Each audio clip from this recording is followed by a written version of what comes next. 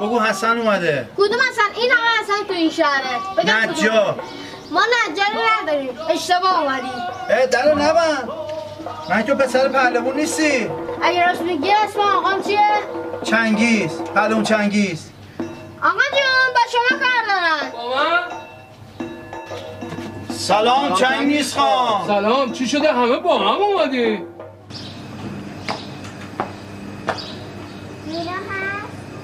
حالا همون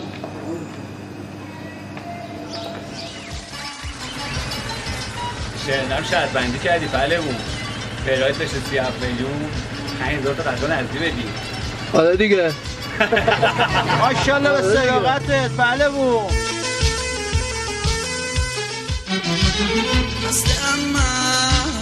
خسته من مثل مرغ بال و پر شکسته من خسته از دست غریبه خسته از هر آشنایم خسته از جور زمانه خسته از خلق خدایم خسته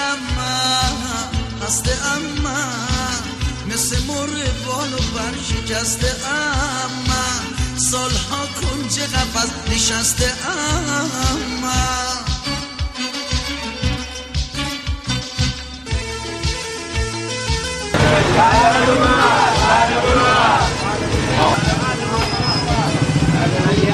آرزوام توی سینه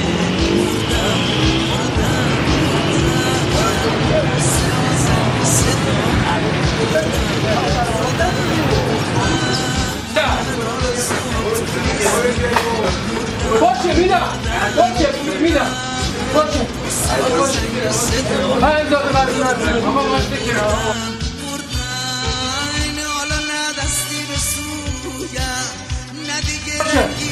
آقا 5000 تا غذا بده. هرچی میگه گوش کن. اصلا بیا پایین. با مخلفات. اصلا بیا پایین. حله؟ آره حله. خیابون 17 شهریور جنوبی پایین‌تر از تیر دوقلو روبرو داروخونه زعفر چلو کبابی بیتا.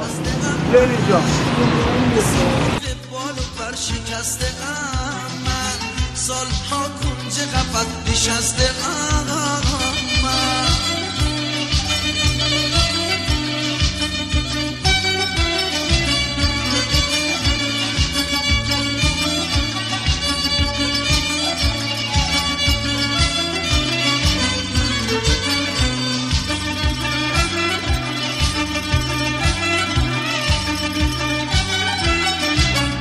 اون 5000 تا قرض داد میره دفتر دیگه. حالا شما بود ها؟ نه خب اصلا ما بودی؟ نبودیم ما چجوری اینجا اومدیم؟ نمیدونم ما این مردم شروع خبر نداشتیم دیدیم شلوغه. من پولی ندارم. چه سفارش داری؟ دیدی که رفیقام بزنون رو اجبارم کرد. من نمیدونم دارش اومد. سلام دارم. چی شده؟ چه خبره؟ صدا تا اون خیابون میاد. داداش سفارش غذا دادن دیگه پول ندارم. آره پول نداری یعنی چی؟ تو که پول نداری واسه چی قفلی میاد؟ داداش تو ما که پول نداریم چرا آقای ما رو میبری؟ چیکار می‌خوای بکنی؟ رفیقام مجبورم کرد. شما چیکار می‌خوای بکنی؟ من شما سلام بدید. شما بزرگترین هر چی شما بگید. من چی بگم؟ هر چی شما نظر شما چیه؟ من نظر حداقل یه سال کار کنه. کار کنه.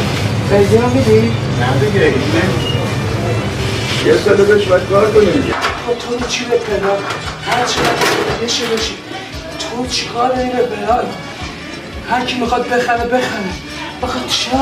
آخه چرا؟ هر چی میخواد بشه به من چی آخه؟ هر کی میخواد بخره. با به من چه؟